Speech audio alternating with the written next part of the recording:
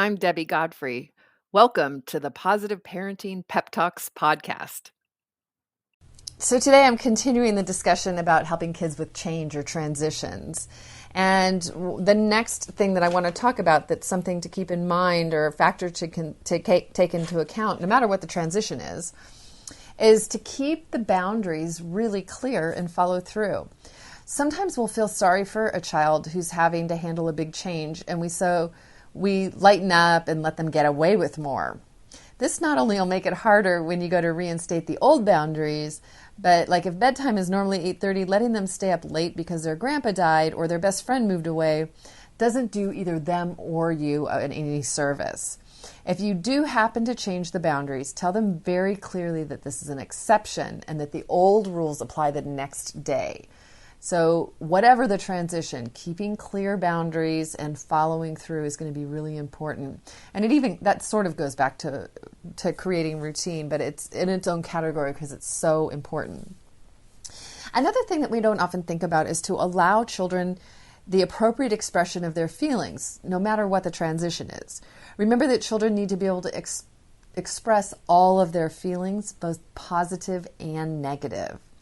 Feelings are always okay, even though the manner in which the child's expressing them may not be appropriate. Try to look beyond the words the child uses, such as, "I hate my teacher and I'm never going to go back to first grade again." And instead, mirror for the child the emotion that you hear in their words. For example, "You sound really angry." And remember to give your child some time. They might not be ready to talk about it when you're ready. Tell them if they want to talk about it, you'll be ready whenever they are. It can also help to provide the child with alternative ways to express what they're feeling, either through drawing or journaling.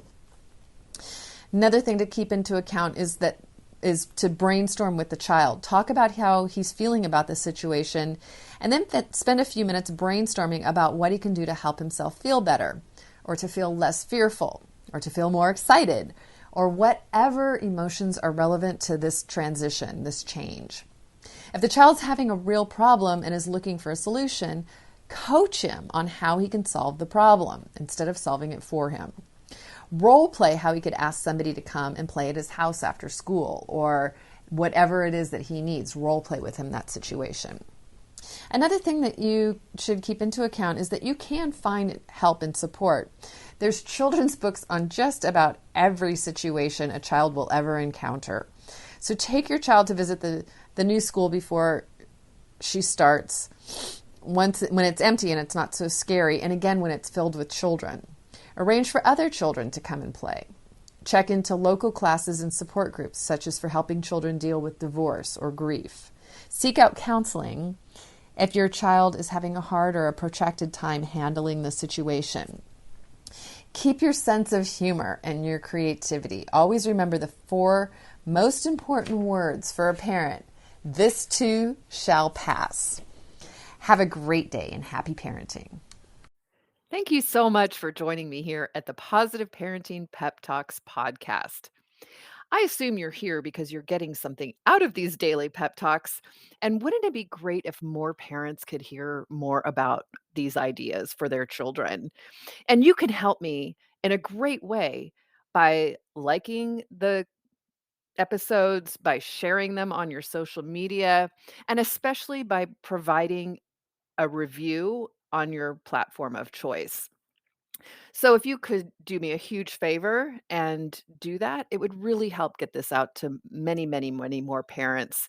And we can all help our children feel more seen, heard, and understood, which is my life's work, is to make sure that all children feel loved and appreciated, and that we can discipline them without breaking their spirit. So I hope that you've enjoyed these podcasts and will continue to enjoy them. And I really appreciate any support you can give me here at Positive Parenting Pep Talks. Thank you so much.